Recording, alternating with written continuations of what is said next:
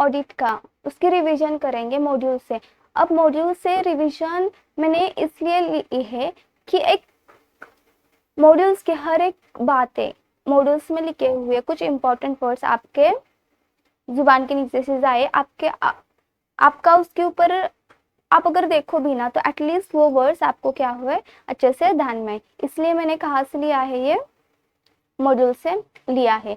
अब देखो इसके अंदर ऑडिट स्ट्रैटेजी, चैप्टर का नाम क्या है, audit strategy, audit planning and audit program. नाम में है ऑडिट स्ट्रैटेजी, यानी ऑब्वियस है ना कि ऑडिट की स्ट्रैटेजी क्या होती है, ऑडिट प्लानिंग क्यों होगा। और किसी भी जब हम कोई भी टॉपिक देखते हैं ना, या तो फिर जो कुछ भी देखते हैं, तो उसका इंटेंट, उस टॉपिक का इंटेंट ये होता है कि उसका कंसेप्ट क्लियर हो, उसके बेनिफिट समझे, साथ में क्या समझ में आए कि उसके प्रोज एंड कॉन्स क्या है, यानी डिसएडवांटेज हो गए, कुछ एडवांटेजेस हो गए, वो कहाँ पर यूज होता है, उसका सिग्निफिकेंट होगा, उसका यूजफुलनेस होगा। सेम है यहाँ पर भी। और मेन वो कंसेप्ट किस तरह से फ्लो होता है, उसका एक जो कुछ भी ओवरऑल फ्लो है वो क्या है। तो इस टॉपिक के अंदर क्या है, ऑडिटिंग एंड एथिक्स का टॉपिक है, चैप्टर नंबर 2। इसमें हम देखेंगे फर्स्ट, मैं कंसेप्ट वाइज डायरेक्टली रिवाइज करूंगी। देखो फर्स्ट क्या है, विदाउट वेस्टिंग टाइम, देखो स्टार्ट करते हैं। Auditors responsibility to plan and audit of financial statement. किसकी रिस्पॉन्सिबिलिटी होती है, किसकी रिस्पॉन्सिबिलिटी होती है, ऑडिटर की रिस्पॉन्सिबिलिटी होती है। किसके लिए, प्लान एंड ऑडिट। ऑडिट को प्लान करने की रिस्पॉन्सिबिलिटी किसकी होती है, ऑडिटर की होती है। इसके लिए कौन सा स्टैंडर्ड्स है, SA 300, planning and audit of financial statement. Financial statements का ऑडिट करने के लिए जो कुछ भी प्लानिंग होगी वो। ऑडिटर्स की responsibility to plan and audit of financial statement. ऐसे 300 किससे डील करता है, planning and audit of financial statement. इसके रिगार्डिंग किसकी रिस्पॉन्सिबिलिटी है, auditors responsibility. It states that objectives of auditor, objectives of auditor, auditor का ऑब्जेक्टिव क्या है, तो ऑडिट को क्या करना, प्लान करना, ऑडिट को प्लान करना so that it will be perform in an effective manner, जिसकी वजह से ऑडिट किस तरह से परफॉर्म हो, इफेक्टिवली परफॉर्म हो। और यही होता है ऑब्जेक्टिव्स ऑफ द ऑडिटर। अब हम देखेंगे कि प्लानिंग करना जरूरी क्यों है। मुझे बोलो, अगर आप घूमने के लिए जाते हो तो आपकी प्लानिंग होती है, कजन्स आते हैं, प्लानिंग करते हैं और घूमने के लिए जाते हैं। सेम ऑडिटर क्या करता है, ऑडिटर के पास क्लाइंट आता है, वो बोलता है कि हमारे कंपनी की इंफॉर्मेशन ये दी गई है और अब आप क्या करो, इसका ऑडिट करो। ऑडिटर तो फिर यानी ऑडिटर को क्या करना है, प्लान करना है, फर्स्ट से लेके लास्ट तक उसका ओपिनियन देने तक क्या प्लानिंग है। अब इसी के ये जो प्लानिंग है, प्लानिंग की जरूरत क्यों होती है, अगर हम घूमने भी जाए तो प्लानिंग की जरूरत क्यों होती है, क्योंकि प्रॉपर वे में हो, हम रास्ता ना भटके, साथ में क्योंकि एक इजी वे में हमारा ट्रैवलिंग हो। उसी तरह से यहाँ पर ऑडिट के केस के अंदर ऑडिट की जरूरत होती क्यों है, यानी ऑडिट करने के लिए प्लानिंग की जरूरत होती क्यों है। Adequate planning benefits, adequate planning क्या करता है, बेनिफिट देता है, किसके लिए, किस तरह से बेनिफिट देता है, उसके बेनिफिट्स क्या है। Helping the auditors to devote, auditor को हेल्प करता है किसके लिए, to pay devote appropriate attention to important areas of the audit. Audit के इंपॉर्टेंट एरियाज कौन कौन से हैं, कौन से एरियाज के ऊपर कहाँ पर ज्यादा फोकस करने की जरूरत है, किसके audit evidence, sufficient appropriate audit evidence कहाँ से ज्यादा ऑब्टेन करने की जरूरत, किस एरियाज के लिए इंपॉर्टेंट इंफॉर्मेशन, तो वहां पर ऑडिटर को वहां पर अटेंशन देने के लिए हेल्प करता है। Helping the auditor identify and resolve potential problems on timely basis, जो कुछ भी पोटेंशियल प्रॉब्लम्स है उसे ऑन टाइम रिजॉल्व करने के लिए क्या करता है, ऑडिटर को हेल्प करता है। Helping the auditors properly organise and manage audit engagement, so help किसके लिए करते हैं, प्लानिंग होने की हुआ अच्छे से तो ही वो प्रॉपरली ऑर्गेनाइज कर सकता है, मैनेज कर सकता है ऑडिट एंगेजमेंट को। ओके, प्रॉपरली प्लान है, इसके वजह से वो ऑर्गेनाइज कर सकता है और मैनेज कर सकता है ऑडिट एंगेजमेंट को। जिसके वजह से ऑडिट क्या होगा, इफेक्टिव एंड इफिशिएंट मैनर के अंदर परफॉर्म होगा। Assisting in the selection of engagement team members, so कहाँ पर असिस्ट करता है, एंगेजमेंट टीम मेंबर्स को सिलेक्ट करने के लिए। देखो एंगेजमेंट टीम किसी की भी भर्ती करवा सकते हैं क्या, किसी को भी सिलेक्ट किया एंगेजमेंट टीम के अंदर डाला, नो।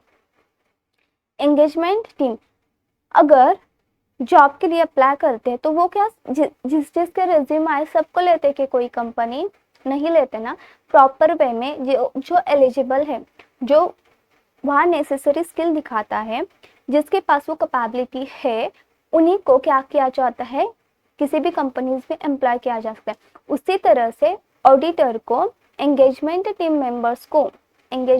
मेंबर्स में यानी एंगेजमेंट टीम में कौन कौन पार्टिसिपेट हो सकता है, किसको सिलेक्ट करना चाहिए, किसकी कैपेबिलिटी है एंड कॉम्पिटेंस है, एंटिसिपेटेड रिस्क, अगर रिस्क अराइज होती है, रिस्क को रिस्पॉन्ड करने की किसकी कैपेबिलिटी है, किसका कॉम्पिटेंस है, उसके बेसिस के ऊपर एंगेजमेंट टीम मेंबर्स को क्या कर सकता है, सिलेक्ट करने के लिए हेल्प करता है।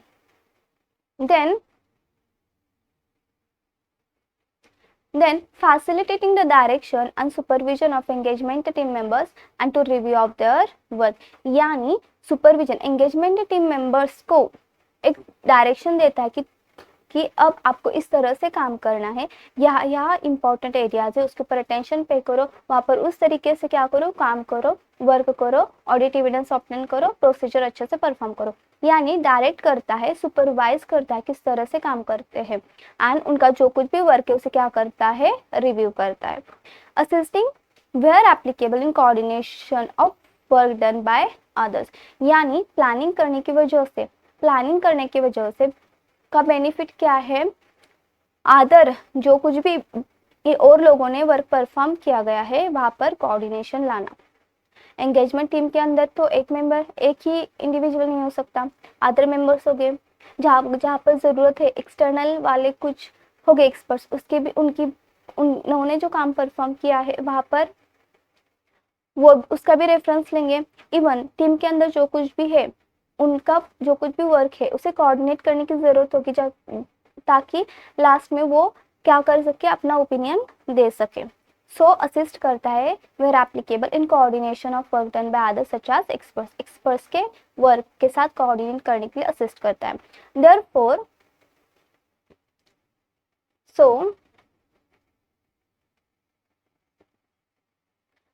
planning and audit ensures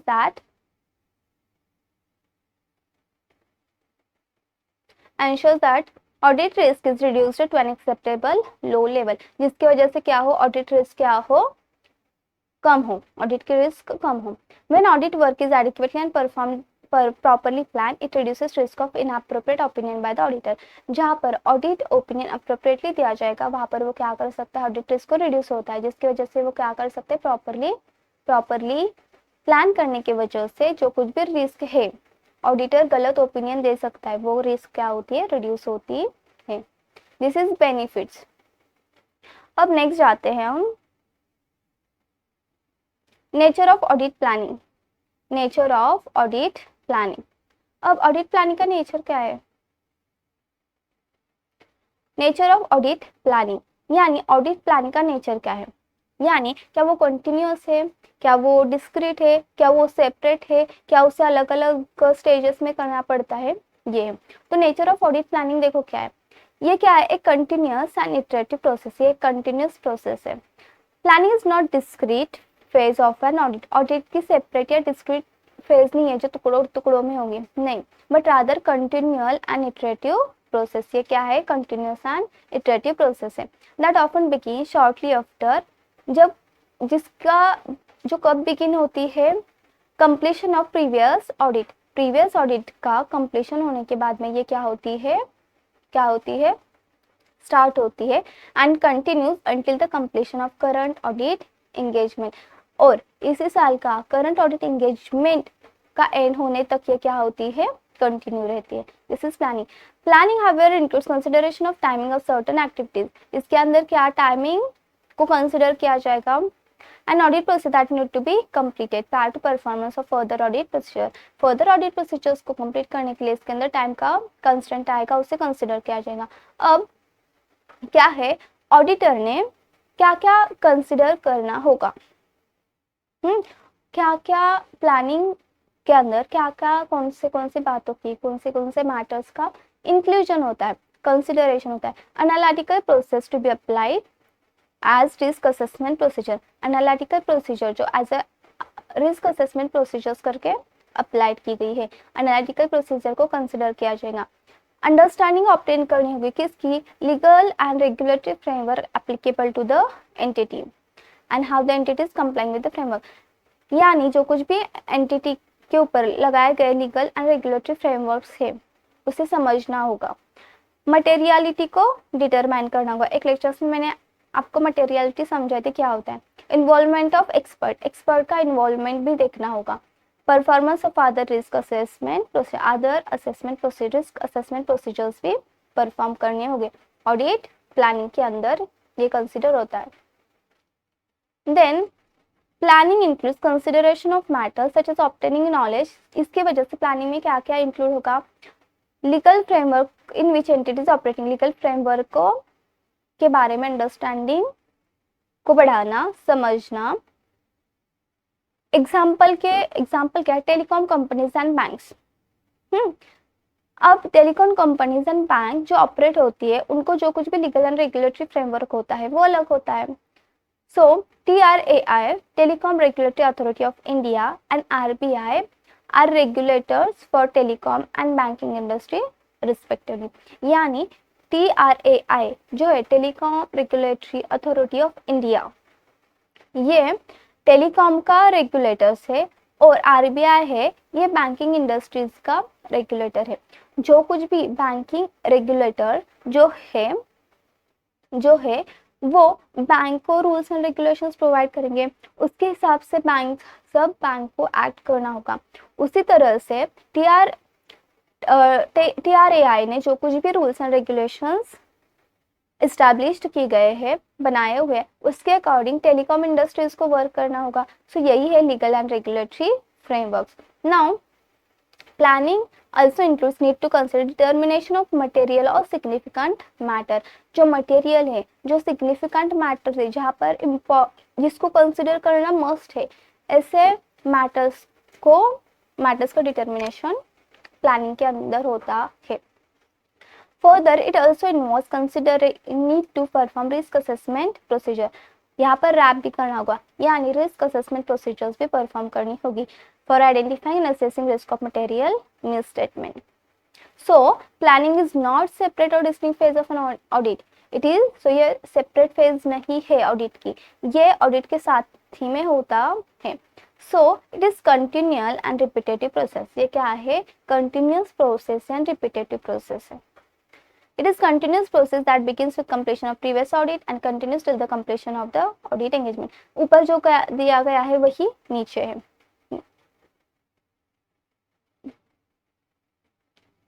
involvement of की engagement team members in planning audit, यानी की एंगेजमेंट जो मेंबर्स है, टीम मेंबर्स है, उनका involvement. The engagement partner and other key members of the engagement team shall be involved in planning the audit, including planning and participating in discussion among engagement team members। यानी जो कुछ भी की members है, जो कुछ भी एंगेजमेंट पार्टनर्स है, उन्हें क्या करना होगा, उन्हें प्लानिंग के अंदर इन्वॉल्व होना होगा। बिकॉज देखो सबका एक्सपीरियंस अलग बोलता है, सबका तजुर्बा अलग होता है, सबके थॉट प्रोसेस अलग होती है, सबका देखने का नज़रिया अलग होता है। तो जब ये सब कुछ मिक्स होता है तब एक अप्रोप्रिएट कंक्लूजन के ऊपर एक प्रॉपर प्लानिंग बना सकते हैं जो इफेक्टिवली एंड एफिशिएंटली वर्क करे। The involvement of the engagement partners and other members of engagement team in planning the audit draws on their experience, क्या होता है, एक्सपीरियंस के ऊपर होता है, इनसाइट के ऊपर होता है। Thereby enhancing the effectiveness and efficiency of planning process. और इसकी वजह से सबका इन्वॉल्वमेंट कर लेना, इसकी वजह से क्या होता है, प्लानिंग का इफेक्टिवनेस एंड इफिशिएंसी क्या होती है, राइज होती है। Now discussion of elements of planning with entities management. So elements of planning है, इसका डिस्कशन किसके साथ करना चाहिए, एंटिटीज के मैनेजमेंट के साथ भी। अगर ऑडिटर नहीं बताएगा कि हम इस एरिया के ऊपर फोकस करेंगे, इस एरिया के ऊपर हम ज़्यादा ऑडिट करेंगे, यानी कुछ ज़्यादा इंफॉर्मेशन मिलाएंगे, हमें कौन कौन किसके साथ में इंक्वायरी करने की ज़रूरत है, हमें एक्सेस यहाँ पर चाहिए, तो उसी केस के अंदर उसी के बारे में क्या करना होगा, डिस्कस करना होगा, किसके साथ में, एंटिटीज के मैनेजमेंट के साथ में। Auditor may decide to discuss elements of planning with the entities management to facilitate the conduct and management of the audit engagement. When discussing matters including in the overall audit strategy or audit plan, care is required in order not to compromise effectiveness of the audit. So ये discuss करते वक्त उसने कुछ important बातों को confidential भी रखना होगा, बिकॉज अगर सब कुछ ऑडिट बोलेगा तो वो चांसेस ऐसे होते हैं कि मैनेजमेंट कुछ इंफॉर्मेशन को कंसील करने की कोशिश करेगा, तो उस केस के अंदर वो वैसा ना हो, इसके लिए जो कुछ भी ऑडिट है उसका इफेक्टिवनेस मेंटेन किया जाएगा, इसी हिसाब से क्या करना होगा, उसे डिस्कस करना होगा। कुछ इंपॉर्टेंट एलिमेंट्स है वही डिस्कस करेंगे, कुछ जो नहीं करने चाहिए वो उसे डिस्कस नहीं करने होंगे। Planning process, elements of planning. अब प्लानिंग प्रोसेस यानी प्लानिंग की प्रोसेस क्या है, एलिमेंट्स ऑफ प्लानिंग, प्लानिंग के एलिमेंट्स क्या है, preliminary engagement activities and planning activities.